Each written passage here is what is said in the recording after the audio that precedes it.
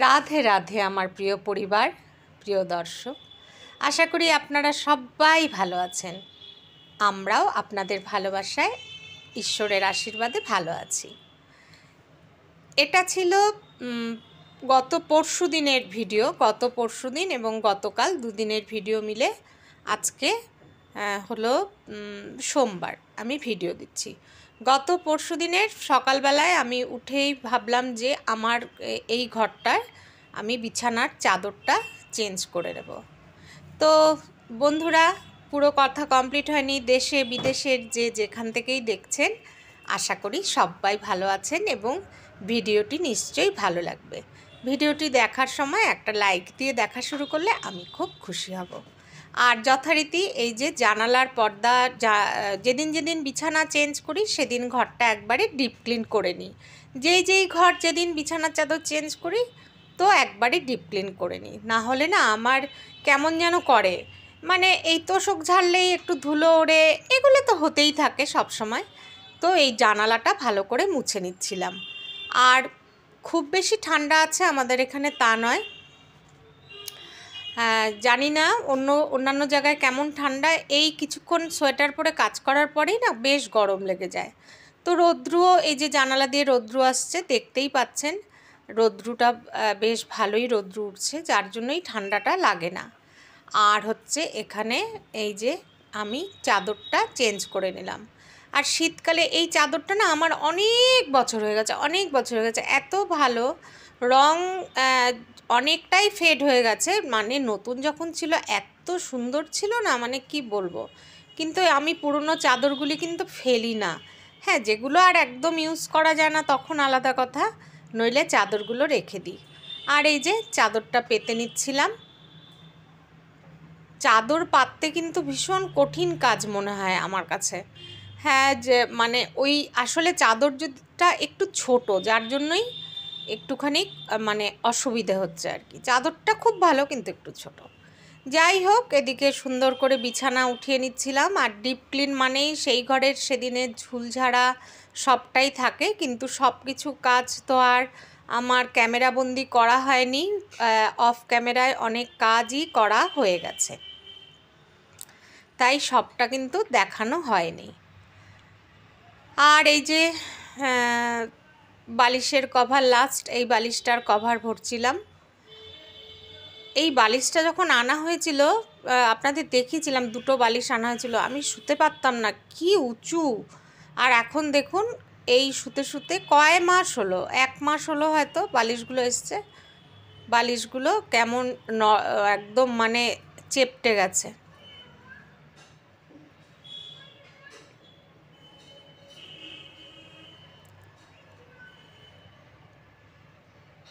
শীতটা ঠিকমতো পড়ছেও না, আবার মানে গরমটাও পড়ছে না, মানে একটা কেমন বাজে সময়। শীতের সময় শীত থাকলেই ভালো লাগে।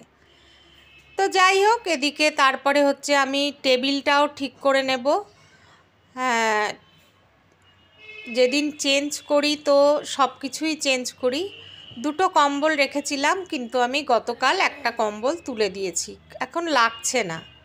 তো এই টেবিলটাও পরিষ্কার করে নেব।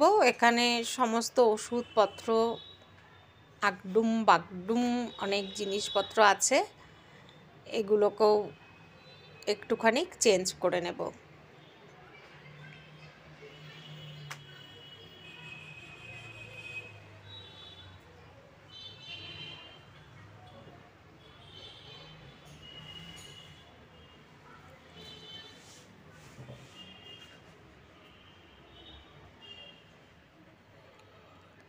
আজকে এখন যখন ভয়েস দিচ্ছি, এখন কিন্তু বাইরের ওয়েদারটা মেঘলা, বেশ বেশ মেঘলা, কিন্তু তাই বলে যে ঠান্ডা আছে তা কিন্তু একেবারেই নয়। এবার কুয়াশাটাও দেখতে পেলাম না, শীতটাও উপভোগ করতে পারলাম না।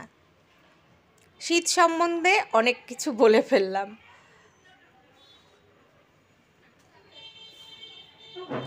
আজকে এখানে হলুদ কভারটা তুলে পিঙ্ক কালারের কভার দিয়ে দিলাম। হলুদ রং, পিঙ্ক কালার, রানী কালার, এগুলো আমার খুব প্রিয় রং। আর ঘরটা যেহেতু মানে হোয়াইট কালারের, যার জন্য আমি একটু ডিপ কালারের পাতার চেষ্টা করি, কিন্তু এখানে এখন লাইট কালার হয়ে গেছে। তবে সেদিন আমি মার্কেটে গেছিলাম যে যখন তখন দেখেছিলাম বেশ ভালো ভালো সুন্দর সুন্দর ডিপ কালারের টেবিল ক্লথ আছে, দেখি আনার চেষ্টা করব।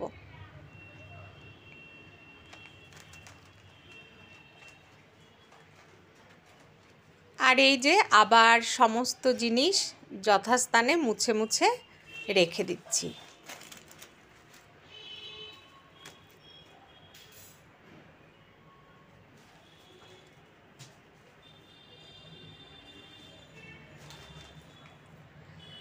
আপনাদের প্রত্যেকের কমেন্টস পেয়ে আমার খুব ভালো লাগে, ভীষণ খুশি হই আমি কমেন্টসগুলো পেয়ে।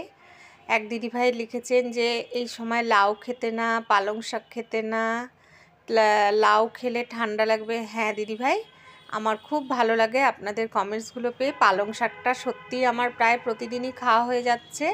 হ্যাঁ, তো চেষ্টা করব। এর মধ্যে একদিন মেথির শাকও রান্না করেছিলাম।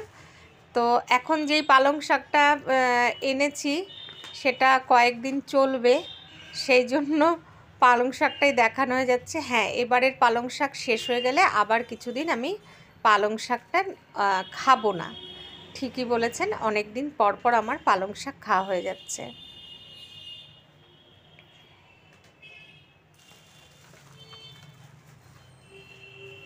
এই যে এই র্যাকটাও সুন্দর করে ঝেড়ে মুছে পরিষ্কার করে আবার জিনিসগুলোকে সুন্দর করে গুছিয়ে রাখলাম। আর এর সাথে সাথে আমি এক এক দিন কাজ ভাগ করে রাখি, যে আজকে এই কাজ করব, আজকে ওই কাজ করব।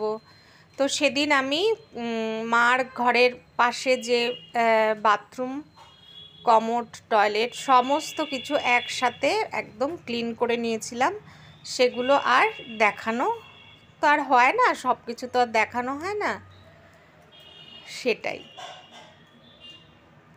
আর বাংলাদেশ থেকে যেই আপুরা আমাকে দেখছেন তাদেরকে অনেক ভালোবাসা, অনেক ধন্যবাদ যে আপনারা আমাকে দেখছেন। তো এটা ছিল গতকালের ভিডিও, গতকাল মানে রবিবারের ভিডিও। এইটা আমি গতকাল এই ভাবলাম আমার লিভিং রুমের এই জায়গাটাও নিচে তো প্রোফাইল দেওয়া, তার উপরে তোষক দেওয়া, তার উপরে কার্পেট দেওয়া, তো এই জায়গাটাও সুন্দর করে চেঞ্জ করে নিই, মানে এই ঘরটাও যতখানি পারি ডিপ ক্লিন করে নিই। আর প্রত্যেক দিনের চাদরই আমি প্রত্যেক দিন তুলে কিন্তু ধুয়ে নিচ্ছি। এই চাদরটা ওই ঘরে পাতা ছিল, পরশুদিন এটা আমি ধুয়ে নিয়েছি। এটা ধুয়ে এবার এটা আমি এই লিভিং রুমে ফ্লোরে পেতে দিলাম। আর লিভিং রুমের চাদরটা গতকাল আবার ধুয়ে দিয়েছি। প্রত্যেক দিনই যখনই আমি চাদর তুলি সেটাকে আর ফেলে রাখি না, সেটা সেদিনই আমি কেচে ফেলি।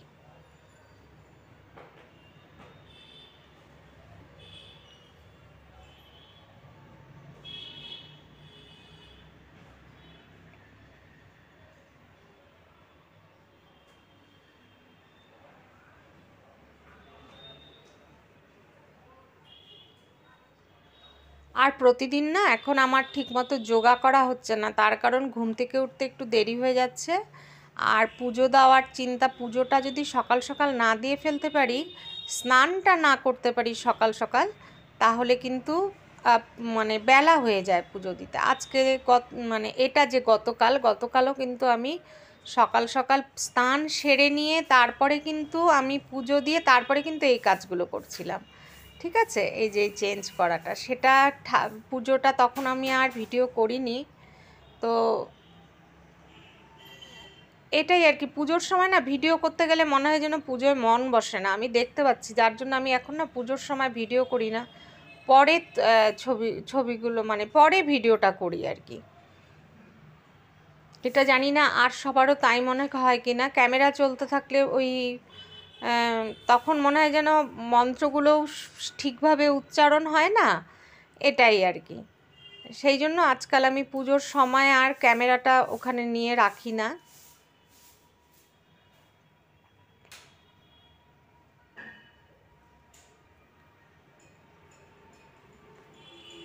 তারপরে অনেক কাজ আমার অফ ক্যামেরায় করা হয়ে গেছিলো।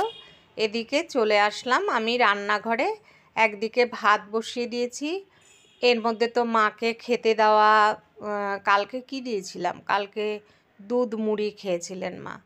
তারপরে এই যে রান্না, বললাম না পালং শাক আরও কয়েকটা দিন আছে, আমি 1 কেজি পালং শাক নিয়ে এসেছিলাম, তো এখনও কয়েকদিন পালং শাকটা চলবে।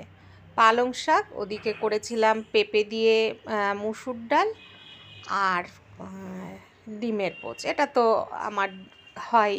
আর সত্যি অনেক দিন হয়েছে মাছ না কিনে আনা হয় না, আর মাছ খাই না দেখে একটা গন্ধ গন্ধ লাগে, কিন্তু খুব মাছ খেতে ইচ্ছা করছে, মাছ খেতে। আর মাংসর সেটা না, মাংসর হচ্ছে যে মেটেটা আছে না, মেটেটা খেতে আমি খুব ভালোবাসি, মেটে খেতে ইচ্ছা করছে।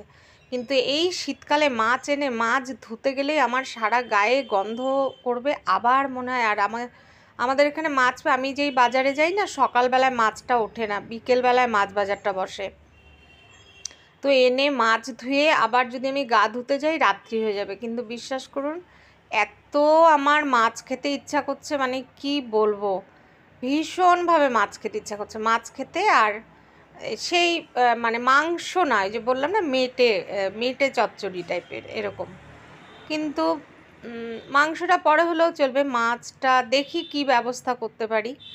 ভীষণ খেতে ইচ্ছা করছে, খালি আনার মানে কিনে আনা তো যায়, কিন্তু এই যে ধোয়া পরিষ্কার করা সন্ধ্যার পরে, তারপরে সারা গায়ে গন্ধ করবে, আবার স্নান করা, এই চিন্তা করে আর আনা হচ্ছে না। এই যে এই জায়গার কৌটা কাটিগুলিও মুছে পরিষ্কার করে নিলাম। আর এখন বেশি যেহেতু জলের কাজ করা যায় না, সেই জন্য একটু দেরি হচ্ছে, নালে গরমকালে তো আপনারা দেখেইছেন আমার কাজ, যে আমি কত অ্যাক্টিভ থাকি। মানে সকালে ওঠা, টাইমলি 5টার মধ্যে ওঠা, যোগা করা, সমস্ত কাজ সারাদিন করা, কারণ যত বেলাই চান করো না কেন, 2বার 3বার স্নান করো না কেন, কোনো অসুবিধেই হয় না। তো সেই হিসাবে সেই কাজ করতে অনেক সুবিধে হয়। আর হচ্ছে শীতকালে এগুলোই অসুবিধা হয়, একবার স্নান করতেই মনে হয় যেন বাপরে বাপ ঠেলা বেরিয়ে যায়।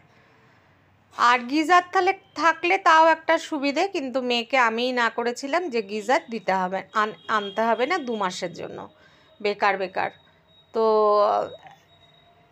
যার জন্য ওই গরম জল করে বাথরুমে নিয়ে যাওয়া, এগুলো একটা অসুবিধা তো হয়েই থাকে। এদিকে ডাইনিং টেবিলটা সুন্দর করে মুছে নিচ্ছিলাম। এদিকে বললাম না, যেদিন যেই বিছানার চাদর উঠাই সেদিন সেটাই আমি ধুতে দিয়ে দিই। এদিকে আমার তরকারিও রান্না শেষ, এখন নামাবো, একটু ঝোলঝুলি রেখেছি। আর এই শীতকালের কালারফুল তরকারি দেখতে খুব ভালো লাগে। এদিকে প্রেসার কুকারে ডাল হয়ে গেছে, এদিকে ভাতও হয়ে গেছে। আর মাও চলে এসছেন রোদ্রে বসতে, মার তো একটু বসতে সময়ই লাগে, তাই কমলা লেবু ছুলে দিয়ে দিয়েছিলাম একটা। এই যে মা কমলা লেবু রোদ্রে বসে বসে খাচ্ছিলেন, তার সাথে আমিও চলে আসলাম একটা কমলা লেবু নিয়ে। রোদ্রে বসে খেতে খেতে মাকে বললাম যে মা তুমি আরেকটা কমলা লেবু খাবে? তো মা বললেন যে হ্যাঁ খাবে। তো আবার কথা বলতে বলতেই আরেকটা কমলা লেবুও মাকে এনে দিলাম।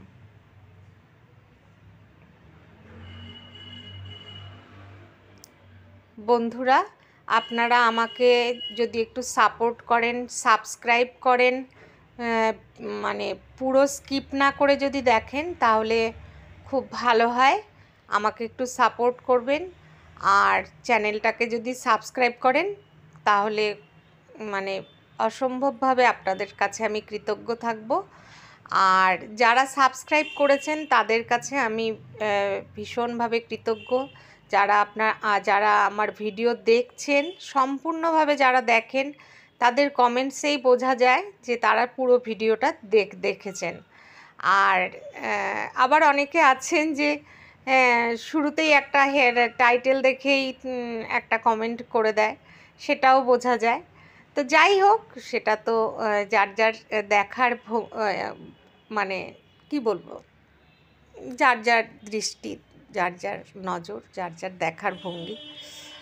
তো এদিকে এই যে মা আর আমি রোদ্রে বসে বসে কমলা লেবু খেতে খেতে গল্প করে নিচ্ছিলাম। আর এদিকে রান্নার ফাইনাল লুকস, এই যে মুসুর ডাল, পেঁপে দিয়ে মিক্সড তরকারি আর হলো হাঁড়িতে গরম গরম ভাত।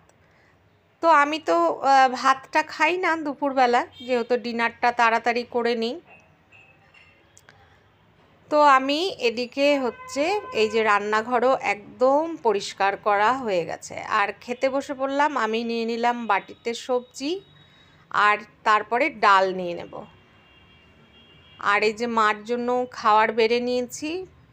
মাকে ডাকলাম যে মা তুমি আসো, খেতে আসো। আমি খেতে বসলাম, কারণ হচ্ছে আমার এরপরেও অনেক কাজ আছে। আর টিভিতে সারাক্ষণই আজকে গান চালিয়েই আমি কাজ করছিলাম, যার জন্য অরিজিনাল ভয়েস আজকে মানে অরিজিনাল সাউন্ডটা বাদ দিয়ে আমাকে ভয়েস ওভার দিতে হচ্ছে পুরোটাই। আর এই যে মা চলে আসলেন খেতে।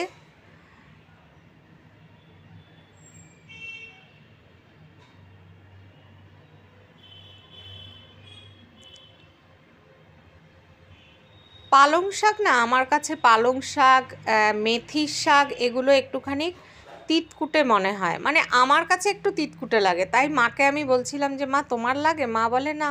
আর তার কারণ হচ্ছে আমি তো আবার তরকারিতে একদমই মিষ্টি দিই না। আমার মা যদিও একটু মিষ্টি দিয়ে তরকারি খেতে ভালোবাসেন, কিন্তু কি করব, দুজনের জন্য তো আর আলাদা আলাদা করা সম্ভব না। সেই জন্য লবণটা কম দেই। তো এখন মায়েরও অভ্যাস হয়ে গেছে, যার জন্যই একটু গাজর একটু কুমড়ো দেই, যাতে একটু তরকারিটা একটু মিষ্টি মিষ্টি লাগে। আমার কিন্তু কুমড়ো খাওয়াটা ঠিক না, কিন্তু মা পছন্দ করেন, সেই জন্যই একবারে ভাগে ভাগে কি আর করা যায় বলুন, দুজন মানুষের রান্না। আর এই যে আমি কিন্তু এরকমই খাই, স্যালাড থাকলে তার সাথে স্যালাড খাই। এটাই এরকমই দুপুরের খাবারটা আমার হয়ে থাকে। সেটা তো আপনাদের দেখানো হয় না আজকে, এই যে সেটা দেখালাম। আমি দুপুরবেলা কিন্তু ভাত খাই না। আর এই যে শব্দ পাচ্ছেন, মা রান্নাঘরে কি করছে খুটুর কুটুর, আমি জানি না, ভয়েসটা দিয়ে গিয়ে দেখব। আর এই যে ঠাকুরের পুজোর সময় বললাম না দেখানো হয় না, এই যে পরে আমি দেখালাম।